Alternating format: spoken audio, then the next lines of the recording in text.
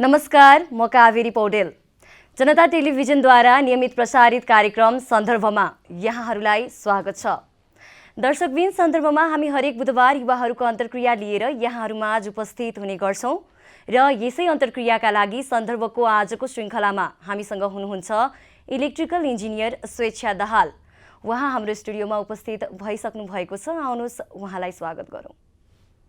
स्वागत छ यहाँलाई कार्यक्रम। नमस्ते, थ्याङ्क यू। आरामै हुनुहुन्छ? हजुर, सन्चै छ। कस्तो भयो तिहार हजुरको? राम्रै भयो। यहाँको कस्तो भयो? रमाइलो भयो तिहार। यहाँको कामको बारेमा अलिकति बताइदिनुहोस् न। हजुर, मेरो काम चाहिँ मेरो ब्याचलर सकेपछि नै स्टार्ट गरिहालेँ मैले इमिडिएटली, र मेरो स्टार्टिङ करियर नै ट्रान्समिसन लाइनमै भयो। मैले करिब अलमोस्ट 3 इयर्स भइसक्यो अब त्यही फिल्डमै काम गरिरहेको, र हाल चाहिँ म राष्ट्रिय प्रसारण ग्रिड कम्पनी लिमिटेडमा कार्यरत छु। त्यो कम्पनीले पनि अब यही ट्रान्समिसन लाइन डिजाइन्सकै काम गर्ने भएकोले अब म ट्रान्समिसन लाइन इन्जिनियर, इलेक्ट्रिकल इन्जिनियरकै रूपमा त्यहाँ कार्यरत छु। इलेक्ट्रिकल इन्जिनियरको रूपमा कार्यरत हुनुहुन्छ। ट्रान्समिसन लाइनमा चाहिँ के कस्ता कार्यहरू हुन्छन्? अलिकति सजिलो भाषामा बुझाउँदा चाहिँ कसरी बुझाउनुहुन्छ? हजुर, अब विद्युतबाटै सुरु गरौँ हैन। अब विद्युत भनेको हामी सबैलाई थाहा छँदैछ। सो अब विद्युत जहाँ खपत हुन्छ हामीहरूले नै खपत गर्ने हो, र जहाँ उत्पादन हुन्छ त्यो भनेको चाहिँ निकै टाढा हुन्छ, र उत्पादन केन्द्रदेखि हामीले खपत गर्ने ठाउँसम्म चाहिँ जुन विद्युत पुर्याउने माध्यम हुन्छ अब त्यसैलाई चाहिँ ट्रान्समिसन लाइन्स भनिन्छ। अब यो ट्रान्समिसन लाइन डिजाइन गर्नलाई धेरै कुराहरू हुन्छ। सर्वे गर्नु पर्यो, डिजाइन गर्नु पर्यो, इन्भाइरोमेन्टल इम्प्याक्टहरू हेर्नु पर्यो, र धेरै कुराहरूको क्राइटेरिया फुलफिल गरिसकेपछि मात्रै कन्स्ट्रक्सनमा जान्छ यो चाहिँ। अनि यहाँ चाहिँ राष्ट्रिय प्रसारण ग्रिड कम्पनी लिमिटेडमा कार्यरत हुनुहुन्छ हैन? हजुर। त्यहाँ चाहिँ के छ कम्पनी अन्तर्गत चाहिँ के कस्ता कामहरू पर्छन्? हजुर, यो कम्पनी चाहिँ 2015 मा इस्टाब्लिस भएको हो। अब जुन अहिले चाहिँ एउटै अर्गनाइजेसनले हाम्रो जेनेरेसन, ट्रान्समिसन, डिस्ट्रिब्युसन हेर्दै आएको छ, अब त्यसलाई चाहिँ अनबन्डलिङ गर्ने भन्ने नेपाल गभर्नमेन्टकै मोटिभलाई चाहिँ त्यो फुलफिल गर्नको लागि चाहिँ यो कम्पनी इस्टाब्लिस गरिएको हो, र त्यहाँमध्ये चाहिँ ट्रान्समिसन एसेट्सहरू चाहिँ यो कम्पनीले हेर्ने भन्ने धारणाले इस्टाब्लिस गरिएको कम्पनी हो। र यसमा चाहिँ त्यही हो, transmission line, high voltage transmission line डिजाइनहरूको काम, अब डिजाइनदेखि लिएर कन्स्ट्रक्सनसम्म सबै काम नै गर्ने मोटिभले खोलिएको कम्पनी हो। र फ्युचरमा चाहिँ यही कम्पनीले सबै ट्रान्समिसन एसेट्सहरू लिएर as a transmission system operator पनि काम गर्न सकोस् भन्ने धारणा र हाम्रो अब्जेक्टिभ चाहिँ त्यही नै छ। अहिले कम्पनीमा चाहिँ यहाँको कामहरू चाहिँ के कस्ता छन्? डिजाइन भन्नाले अब कस्तो खालको डिजाइनिङहरू चाहिँ तपाईँहरू गर्नुहुन्छ? हजुर, अब अहिले यो क्लाइन्टको कम्पनी भयो हैन। अब जुन कन्सल्टेन्टले चाहिँ डिजाइन वर्क्सहरू सबमिट गर्नुहुन्छ, मेरो पर्सनली मेरो काम चाहिँ त्यो वर्कहरूको रिभ्यू गर्ने, कमेन्ट्सहरू दिने, र कन्स्ट्रक्सनमा जानुभन्दा अगाडिको सबै फेजको कार्यहरू चाहिँ ओके छ छैन त्यो कुराहरू हेर्ने हो अहिले मेरो चाहिँ। आफ्नो प्यासनले नै इलेक्ट्रिकल इन्जिनियरिङतिरै जानुभयो होला, तर इलेक्ट्रिकल इन्जिनियरिङ अब फिमेल भनौँ न पपुलेसनमा एकदम थोरै, इन्जिनियरिङमा चाहिँ अलिकति फिमेल पपुलेसन थोरै हुनुको कारण चाहिँ के हो जस्तो लाग्छ यहाँलाई? चाहिँ स्पेसल्ली टेक्निकल लाइनमा चाहिँ महिलाहरू अलिकति कम हुनुको कारण चाहिँ के हो जस्तो लाग्छ? अब यो इन्जिनियरिङमा फिमेल कम हुनु यो नेपालमा मात्रै नभएर एकदम ग्लोबल्ली पनि यही नै इस्यु छ हैन। इन्जिनियरिङमा फिमेलहरू चाहिँ कम नै हुनुहुन्छ अहिलेसम्म पनि। अब यसको रिजन भन्नुपर्दा अब यो त ठाउँ अनुसार डिफ्रेन्ट होला। नेपालको कुरा गर्नुपर्दा अब कतिजनाले त अपर्च्युनिटी नपाएको पनि धेरै केस छ। अब कतिजनाले त टेक्निकल एजुकेसनको अवेरनेस पनि नभएको स्थिति पनि छ नेपालमा। अब ग्लोबल्ली कुरा गर्नुपर्दा चाहिँ एउटा आर्टिकलमा के पढाएको थिएँ मैले भने अब केटा मान्छे, मेल पिपल चाहिँ they are more interested on how things work रे के, उनीहरूलाई चाहिँ चिजहरू कसरी काम गर्छ भन्ने बेसी इन्ट्रेस्ट हुन्छ अरे, र ठ्याक्क त्यसकै उसमा चाहिँ केटी मान्छेलाई चाहिँ बेसी मान्छेमा इन्ट्रेस्ट हुन्छ अरे के। सो अब हामीले अब देख्छौँ कि मेडिकल फिल्डहरूमा या त फिमेल डोमिनेटेड नै हुनुहुन्छ नि धेरै केटीहरू, उहाँ उतापट्टि मेडिकल प्रोफेसनहरूमा बढी इन्भल्भ हुनुहुन्छ। सो आफ्नो चोइसको पनि कुरा हो, आफ्नो इन्ट्रेस्टको कुरा हो, एउटा त फ्याक्टर चोइस नै भयो। र नेपालको केसमा चाहिँ अब धेरै ठाउँमा त अवेरनेस पनि नभएको हुनाले अब अलिक कम नै हुनुहुन्छ इन्जिनियरिङमा चाहिँ केटीहरू। यो चोइस अपर्च्युनिटी भन्दा पनि अलिकति यहाँले भने जस्तै पहिलेदेखि नै अलिकति मेल डोमिनेटेड सोसाइटी भयो, त्यतातिर अब फिमेल जाने भन्दाखेरि इन्जिनियरिङ अलिकति टेक्निकल लाइन गाह्रो हुन्छ भनेर ट्रेन्डले पो हामीलाई इफेक्ट गर्यो कि तपाईँ आफै त्यहीँ बसेर त्यही फिल्डमा काम गर्दा चाहिँ यहाँलाई के लाग्छ? त्यो ट्रेन्डले छोको हो कि अपर्च्युनिटी नै कम भएर चाहिँ नगएको हो? किनभने अहिले त अपर्च्युनिटी एकदम धेरै छ नि, अहिले त सङ्ख्या अलिकति बढ्नुपर्ने हो। हजुर, एउटा कुरा चाहिँ अर्को के पनि छ भने अब इन्जिनियरिङ जब भन्ने बित्तिकै फिल्ड बेस्ड जब भन्ने बुझिन्छ। सो यो कुराले गर्दा पनि अलिकति फियर चाहिँ छ। अनि अब फिमेललाई अब लङ टर्म सोच्ने हो भने फ्यामिलीदेखि लिएर सबै कुराको आफूमा बर्डन पनि हुन्छ हैन, त्यो काम गर्नुपर्ने रेस्पोन्सिबिलिटी बेसी हुन्छ। सो फिल्ड बेस्ड जब चाहिँ अब अलि सकिन्न कि भन्ने एउटा फियर पनि धेरै यङ्स्टर्समा चाहिँ छ, यो चाहिँ गर्दिनँ भन्ने पनि हो, यो पनि छ। यहाँले चाहिँ आफू त्यही क्षेत्रमा बस्दा अलिकति महिलाहरूको कमी देख्दा अनि त्यहाँ थोरै पपुलेसनमा चाहिँ अब फिमेलहरूलाई देख्दा यहाँलाई चाहिँ कस्तो लाग्छ, भइदिए हुन्थ्यो जस्तो लाग्छ कि लाग्दैन? अवश्य पनि, त्यो त किन नलाग्नु। जति अब मेरो अफिसमा म अहिले इन्जिनियरिङमा चाहिँ सिङ्गल फिमेल छु होइन, अब तर अलि धेरै फिमेलहरू भइदिए हुन्थ्यो त एकदमै लाग्छ त्यो कुरा त।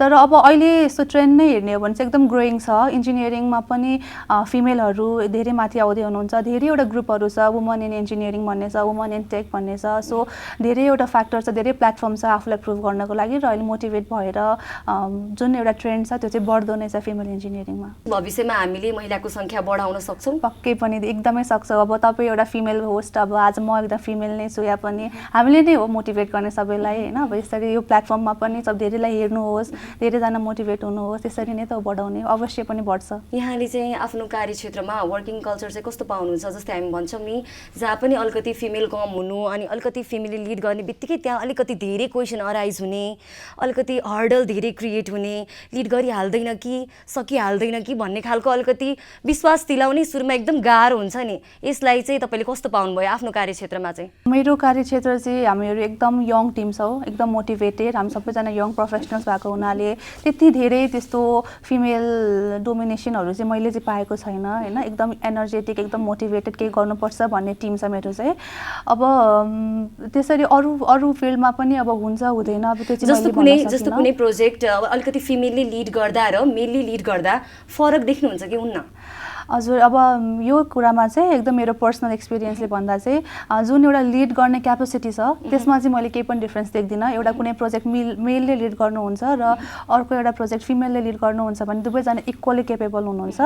तर अब अलिकति सानो कुरा चाहिँ, अब यदि एउटा कुनै प्रोजेक्ट मेलले लिड गर्दै हुनुहुन्छ भने जो उहाँको अन्डर वर्किङ इम्प्लोइ हुनुहुन्छ त्यहाँ चाहिँ अलिक बेसी डिसिप्लिन चाहिँ मेल लिडेड प्रोजेक्टमा हुन्छ कि अब अलिक फिमेलले लिड गर्दाखेरि चाहिँ अलिकति प्रेसर कम फिल गर्ने, जस्तो मेलले लिड गर्दा अलिक स्ट्रिक्ट डराएर गर्ने, त्यो चाहिँ अलिकति होला कि भन्ने, त्यही नै होला। यो कुराहरू चाहिँ यहाँले अलिकति अनुभव गरिसक्नु भएको छ? हजुर, मैले यसो अब मेरो साथीहरूको एक्सपिरियन्स हुने अनुसार पनि अब फिमेलहरूले लिड गरेको प्रोजेक्टमा चाहिँ अलिकति इजी गोइङ, जुन वर्किङ डिसिप्लिन एउटा मेन्टेन नगरेको हो कि त्यो चाहिँ एउटा प्रब्लम छ होला सायद। यहाँले चाहिँ ट्रान्समिसन लाइनमा चाहिँ काम गर्नुहुन्छ, यहाँको काम चाहिँ त्यससँग रिलेटेड नै भयो। जस्तो नेपाल इलेक्ट्रिसिटी अथोरिटीमा चाहिँ हरेक कुराहरू सेन्ट्रलाइज छ नि, त्यो सेन्ट्रलाइज हुनाले चाहिँ त्यस्तै पारेका असरहरू के छन् होला अहिलेको अवस्थामा?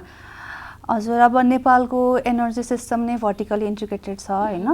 अब त्यो भनेको चाहिँ अब एउटै अर्गनाइजेसनले जेनेरेसन, ट्रान्समिसन, डिस्ट्रिब्युसनहरू हेर्दै आइराख्नु भएको छ। अब त्यसले गर्दा आउने प्रब्लम्सहरू भनेको अब एउटै अर्गनाइजेसनलाई धेरै भार परेको हो कि अब जुन अब अहिले यहाँनिर एनइएले हेर्दै हुनुहुन्छ, उहाँहरूको अब प्रफिट भनेको ट्यारिफबाट भएको देखिन्छ होइन। तर जेनेरेसन, ट्रान्समिसनमा पनि त इन्भेस्टमेन्ट, प्रफिटहरू त हुन्छ, त्यो कुरा अलिकति क्लियर नभएको हो कि अब यस्तै प्रब्लम्सहरू चाहिँ अलिक क्ल्यारिटीको कुरा, ट्रान्सपेरेन्सीको कुराहरूमा अलि आउन सक्छ। र एउटै अर्गनाइजेसनलाई भार पर्नुभन्दा यदि अनबन्डल गरियो भने त अवश्य पनि इफिसियन्ट सिस्टम चाहिँ हुन्छ नै। अलिकति सेन्ट्रलाइज हुनुभन्दा अलिकति डिसेन्ट्रलाइज, एक त हामी अब सङ्ख्यामा गइसक्यौँ है, अब त यति धेरै कुरामा डिभाइड हुनुपर्छ हामी। सो इलेक्ट्रिसिटी अथोरिटीबाट पनि पावर अलिकति डिसेन्ट्रलाइज भयो भने? हजुर, अब नेपाल गभर्मेन्टको भिजन पनि त्यही नै छ अहिले त, अनबन्डल गर्ने नै छ। ट्रान्समिसन, डिस्ट्रिब्युसन, जेनेरेसन चाहिँ अरू नै कम्पनीले हेरेर, डिस्ट्रिब्युसन चाहिँ अब एनइएले हेर्यो भने चाहिँ अझै बेसी इफिसियन्ट एनर्जी सिस्टम हुन्छ हाम्रो चाहिँ। हजुर, इनर्जी मार्केटमा चाहिँ कम्पिटिसन नहुँदा के कस्ता कुरामा चाहिँ असर पर्छ? एनर्जी मार्केटको कुरा गर्नुपर्दा चाहिँ अब बाहिरतिर त एनर्जी मार्केटहरू छ, त्यहाँनिर जुन डिस्ट्रिब्युसनमा पनि होलसेल रिटेल मार्केटहरू हुन्छ, इभन इन्डियामा पनि डिस्ट्रिब्युसनमा एनर्जी मार्केटहरू छ। अब त्यहाँसम्म चाहिँ फर्स्ट कुरा भनेको चाहिँ नेपाल त्यहाँ पुग्न सक्छ कि सक्दैन, त्यो कुरामा पनि गृहकारी गर्नु एकदम जरुरी छ फर्स्टमा त। र अब यदि त्यहाँ पुगेर हुने फाइदाहरू भनेको चाहिँ अब हामी कन्ज्युमरहरूलाई धेरैवटा अप्सन हुन्छ। सो एनर्जी कस्टमा अलिकति फाइदा हुन्छ होला एज अ कन्ज्युमर चाहिँ। र एज अ होल सिस्टम पनि अब कम्पिटिसन जहाँ छ त्यहाँ त इफिसियन्सी बढ्छ नै। सो एज अ होल सिस्टमलाई पनि बेनिफिट चाहिँ पक्कै पनि हुन्छ। ट्रान्समिसन लाइनमा चाहिँ धेरै आउने कुरा चाहिँ यो जग्गा अधिकरणको कुरा छ नि जुन, त्यसलाई लिएर धेरै विवादास्पद छ कि यो कुरा एकदम डिबेटेबल। अब त्यो लोकल बासिन्दाहरूलाई पनि अप्ठ्यारो अनि सरकारले चाहिँ सही मूल्याङ्कन नगरिदिने, त्यो कारणले आएको यो विवादहरू जति पनि छन् नि त्यसलाई चाहिँ यहाँले कसरी व्याख्या गर्नुहुन्छ? अब यो ट्रान्समिसन लाइन कन्स्ट्रक्सनमा र ल्यान्ड एक्विजिसनको कुरा चाहिँ एकदम च्यालेन्जिङ नै छ अहिले एकदम बेसी इस्युहरू पनि आइरहेको छ होइन तर अब म एज एन इन्जिनियर एउटा क्लाइन्ट अफिसमा काम गरेको हिसाबले चाहिँ के भन्न सक्छु भने जुन चाहिँ भ्यालुएसन हुन्छ जग्गाको त्यो चाहिँ एकदम सही रूपमै हुन्छ एउटा कमिटी नै गठन गरिन्छ र जुन जनप्रतिनिधिहरूलाई पनि उहाँहरूको पनि भोइस सुनियोस् उहाँहरूको पनि भोइस एड्रेस होस् भनेरै त्यो कुरा चाहिँ भ्यालुएसन गरिन्छ सो जुन चलन चल्तीको भाउ छ त्योभन्दा कम त कहिले पनि भ्यालुएसन हुँदैन त्योभन्दा बेसी नै हुन्छ अब कुनै कुनै केसमा चाहिँ अब यदि जनताले नै कहिलेकाहीँ 2 लाखको जग्गा 25 लाख भनिदियो भने चाहिँ अब त्यस्तो केसमा चाहिँ अब अलिअलि इस्युहरू आउँछ होइन त्यस्तो गर्न मिलेन नि त त्यो पनि चलन चल्तीको भाउमा त भन्नु पर्यो उहाँहरूले पनि सो त्यस्तो केसमा चाहिँ अब अरू आयोजनाहरूले कसरी गरिरहेको छ यो कामहरू भनेर गरिन्छ यसरी लोकल मान्छेलाई मर्का पर्ने गरी चाहिँ भ्यालुएसन चाहिँ गरिँदैन भनेपछि विवाद आउनुको कारण चाहिँ के हो त के कारणले चाहिँ डिबेट चाहिँ भइरहेछ हजुर अब मैले जे भने त्यो एउटा टावर फुटिङ भनेको जहाँ चाहिँ टावर राखिन्छ त्यहाँको जग्गा त्यसरी लिइन्छ होइन अब टावरको त फेरि राइट अफ वेको पनि जग्गाहरू हुन्छ अब त्यो जग्गा चाहिँ नर्मली जग्गा प्राप्ति ऐन अनुसार चाहिँ 15% चाहिँ दिने गरिन्छ जग्गा धनीलाई अब त्यो जग्गा चाहिँ कल्टिभेसन बाहेक अरू कार्यमा चाहिँ अरू कार्य गर्न चाहिँ मिल्दैन राइट अफ वेमा परेको जग्गा चाहिँ त्यही भएर सायद विवाद आउँछ होला होइन तर त्यसमा पनि 15% चाहिँ दिने गरिएको छ अब नयाँ जग्गा ऐन पनि आउँदैछ अब त्यसमा पक्कै पनि संशोधित भएर सबै कुरालाई एड्रेस गरेर आउँछ होला पक्कै पनि हजुर यहाँले चाहिँ अब ट्रान्समिसन लाइनमै काम गर्दा त्यहाँ कति धेरै चुनौतीहरू छन् होला जुन चाहिँ अब यहाँलाई चाहिँ जानकारी होला जस्तै ट्रान्समिसन लाइनमा चाहिँ अब डिजाइनिङ गर्दा चाहिँ यो अलिकति टफ टेरेन कठिन भूभागहरूमा चाहिँ कति चुनौतीहरू छन् कतिको कठिनाइहरू छन् हजुर एकदमै राम्रो प्रश्न हो यो चाहिँ अब नेपालको टेरेन एकदमै टफ टेरेन छ अब त्यसले गर्दा अवश्य पनि धेरै चुनौतीहरू आउँछ अब एउटा एकदम मेजर फ्याक्टर भनेको चाहिँ ट्रान्सपोर्टेसनको प्रब्लम हुन्छ अब त्यो टेरेनले गर्दाखेरि नै सबै ठाउँमा रोड पुगेको हुँदैन त्यही भएर सामानहरू बोकेरै म्यान पावरले लग्नुपर्ने त्यस्तो इस्युजहरू छ र अर्को एउटा एकदम क्रिटिकल इस्यु नेपालको केसमा भनेको चाहिँ नेपालको जियोलोजी नै अलिकति फ्रेजाइल हो कि अब कहिले पहिरो जान्छ कहिले कुन पहाड नै ढल्छ त्यो भन्नै सकिँदैन त्यो प्रेडिक्टै गर्न नसकेको भएर चाहिँ एउटा त्यो पनि इस्यु छ अब यो टेरेनले गर्दाखेरि अरू भनेको टावर पनि ठुलो लाग्ने र यो सबै कारणले गर्दाखेरि चाहिँ ओभरअल प्रोजेक्ट कस्ट नै बढ्न जान्छ अनि भनेपछि हामीलाई एकदम धेरै चुनौतीहरू छन् हजुर जसलाई चाहिँ अब अझै धेरै टेक्निकल टिमको जरुरत छ कि के देख्नुहुन्छ यहाँ हजुर अब यो नेपालको टेरेनले गर्दाखेरि चाहिँ म्यान पावर पनि एकदम धेरै लाग्छ होइन अनि अब ट्रान्सपोर्टेसनको कुरा भनिहालेँ मैले त्यो पनि त्यसले गर्दाखेरि पनि म्यान पावर बेसी नै लाग्ने हो अब जियोलोजीको कुरा पनि अब अलि राम्ररी स्टडी गर्नै पर्छ यदि सिरियस भएरै सो यस्तो चुनौतीहरू चाहिँ छन् र यसले ओभरअल इम्प्याक्ट चाहिँ प्रोजेक्ट कस्टमै गरिरहेको देखिन्छ अनि यहाँलाई चाहिँ एज अ इलेक्ट्रिकल इन्जिनियर आफूले प्रश्न गर्नुपर्दा तपाईँले यही क्षेत्रमा चाहिँ अब काम गरिरहनु भएको छ यदि नेपालमा उत्पादन भएको बिजुली इन्डियाले लिदिएन भने चाहिँ पावर इभ्याकुएसनमा चाहिँ के कस्ता समस्याहरू हुन्छन् होला अब हामीलाई थाहा छँदैछ नेपालले त इन्डियालाई एनर्जी एक्सपोर्ट गर्न पनि सुरु गरिसकेको छ होइन र अब यदि इन्डियाले पावर लिदिएन भने अवश्य पनि जेनेरेसन स्पिल त हुन्छ नै हामीसँग पावर धेरै हुन्छ र त्यो स्पिलमा जान्छ अब त्यसको लागि चाहिँ हामीले एकदम दीर्घकालीन योजनाहरू ल्याउनुपर्छ होइन अब लोडहरू आफैमा बढाउने हो कि इलेक्ट्रिक भेहिकल्सतिर सरकारको ध्यान पनि धेरै गइरहेछ सो त्यसलाई नै अलिक फास्ट ट्र्याकमा गरेर पब्लिक अवेरनेस गर्ने हो कि अरू भनेको अब क्लिन स्टोभको पनि धेरै प्रोजेक्टहरू छ तर अब यो सबै कुरा भन्दा एउटा कुरा के पनि जोड्न मन लाग्यो भने हाम्रो जुन डिस्ट्रिब्युसन सिस्टम छ अब त्यो अलि 5-10 वर्ष पुरानो छ होइन अब तर यदि सबै घरमा इन्डक्सन चुलो साँच्चीकै नै युज गर्ने एउटा सिचुएसन आयो भने चाहिँ हाम्रो लाइनहरूले त्यो धान्छ कि धान्दैन पनि त्यो पनि एकचोटि स्टडी गर्नुपर्ने एकदम इम्पोर्टेन्ट छ जस्तो लाग्छ मलाई र अरू भनेको अब इन्डियाले लिदिएन भने त हाम्रो चाइनासँग पनि छ क्रस बोर्डर लाइन्सहरू स्टडी भइरहेछ अब किमाथाङका लाचे अर्को चिली चाइनातिर जोडिन त हामीलाई अझै धेरै लामो समय लाग्छ किनभने नेपालको भौगोलिक विविधता हेर्दा पनि चाइनासँग जोडिन त हामीलाई एकदम धेरै टफ छ होइन अहिले प्रोजेक्टहरू त अन्डर स्टडी नै छ होइन अब छिट्टै अन्डर कन्स्ट्रक्सन पनि जान्छ होला सो चाइनासँग पनि अब छिट्टै एनर्जी ब्याङ्किङ चाहिँ हुन्छ होला हजुर पुराना सबस्टेसनहरू जति पनि छन् अब कति अपग्रेड भएका छैनन् होला तिनीहरूलाई चाहिँ अपग्रेड गर्नलाई के कस्ता चुनौतीहरू छन् अब यो कुरा त अलि बेसी एक्सपिरियन्स भएको मान्छेले भन्दा बेटर हुन्थ्यो होला होइन मैले बुझेअनुसार चाहिँ सबस्टेसन अपग्रेडेसनको कुरामा चाहिँ मेनली मेरो विचारमा दुईवटा फ्याक्टरहरू चुनौती हुन्छ हामीलाई एउटा भनेको सोसियल फ्याक्टर अर्को टेक्निकल अब सोसियल फ्याक्टर भन्नाले चाहिँ अब जुन यदि अर्बन एरियाजमा भएको सबस्टेसनहरू जति पनि छन् अब त्यसलाई यदि एक्सटेन्सन गर्नु पऱ्यो भने जग्गा पाउन एकदमै गाह्रो भइहाल्छ होइन अब त्यो सोसियल इम्प्याक्ट चाहिँ धेरै कुरालाई असर गर्छ र एउटा चुनौती त्यो भयो अब यदि हिल्ली टेरेनमा भएको सबस्टेसनहरू छ भने अब त्यहाँ पनि एक्सेस रोडहरू नभएको अथवा ट्रान्सपोर्टेसन नै गर्नको सामान पनि फेर्नु पर्यो, त्यो ट्रान्सपोर्टेसनको पनि इस्यु आउन सक्छ।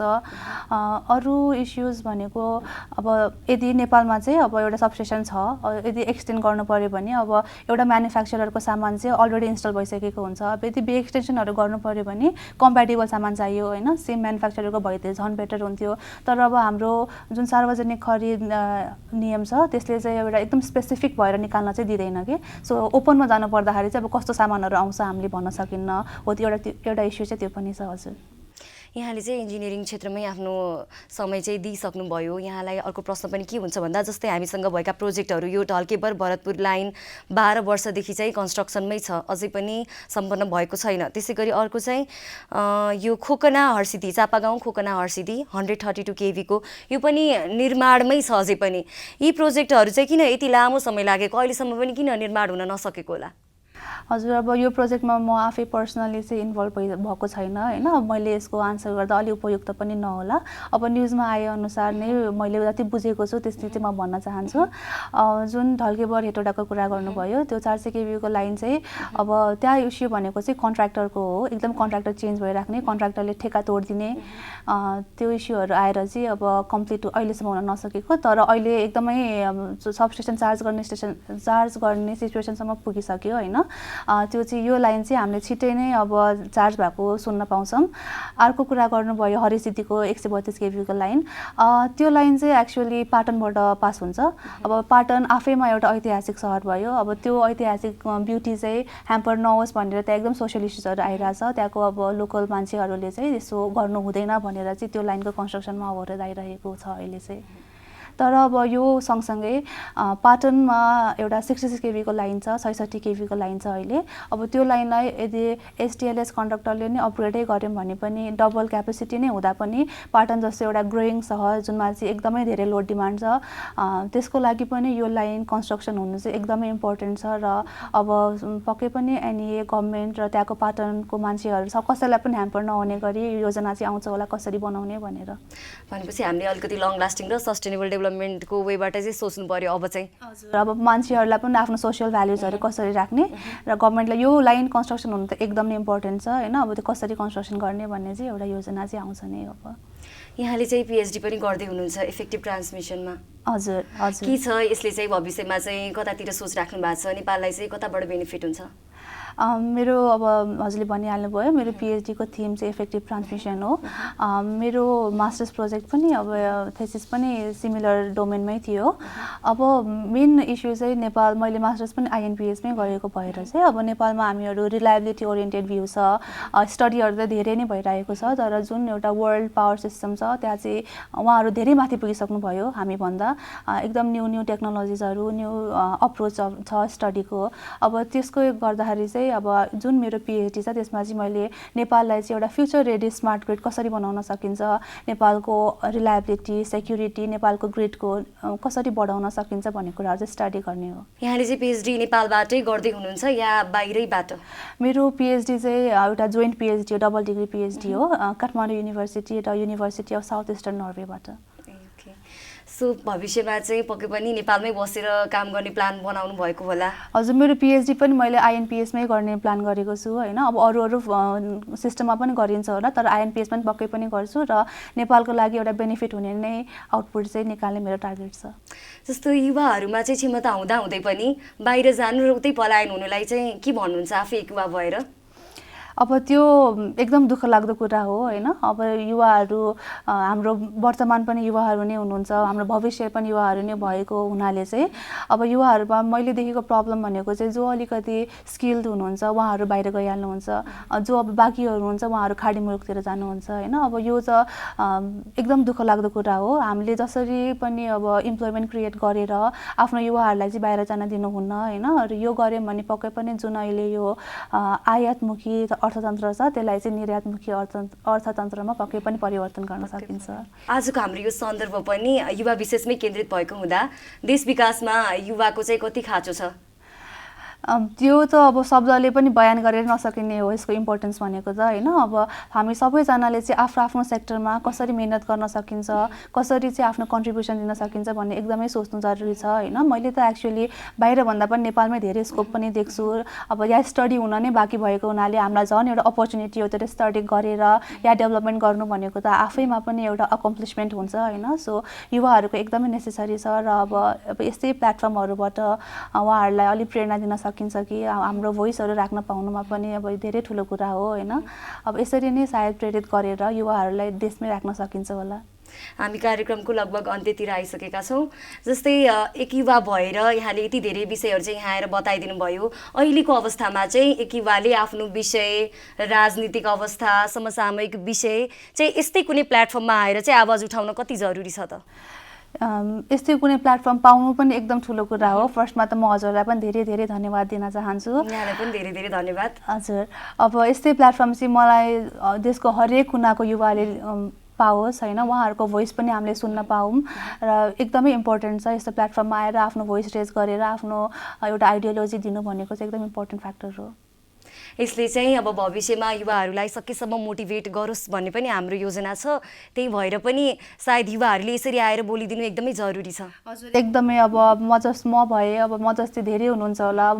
अब जस्तै इलेक्ट्रिकल इन्जिनियरिङमै इन्ट्रेस्टेड युवाहरू पनि धेरै हुनुहुन्छ होला होइन। उहाँहरूलाई एउटा मोटिभेसन पनि होस् यो प्रोग्राम र यस्तै गरी सबैजनाले आफ्नो भोइस पनि रेज गरिदिनुहोस् र युवाहरूलाई नेपालमै एकदमै धेरै चान्स छ भन्न चाहन्छु म चाहिँ। एट द एन्ड चाहिँ बाहिर जानुभन्दा नेपालमा धेरै स्कोप छ र नेपालमा यदि हामीले गर्न सक्यौँ भने नेपाललाई डेभलप भएको पनि हामी युवाहरू नै गर्ने हो त्यो कुरा। हस् त, यहाँसम्म आइदिनु भयो। यहाँको समय र संवादका लागि धेरै धेरै धन्यवाद। धेरै धेरै धन्यवाद। Thank you. हस् त दर्शकबिन, सन्दर्भमा आजको समय सीमा सकिएको छ। सन्दर्भमा आज हामीसँग हुनुहुन्थ्यो इलेक्ट्रिकल इन्जिनियर स्वेच्छा दाहाल। दर्शकबिन, हामी सन्दर्भमा हरेक बुधबार युवाहरूको अन्तर्क्रियालाई लिएर यहाँहरूमाझ उपस्थित हुन्छौँ। हामी अर्को साता पनि यसै गरी नै सक्रिय र क्रियाशील युवाहरूको आवाजलाई उठाउने कोसिस गर्नेछौँ। तपाईँ जनताद्वारा जनताका लागि प्रसारित जनता टेलिभिजन हेरिरहनुहोस्। नमस्कार।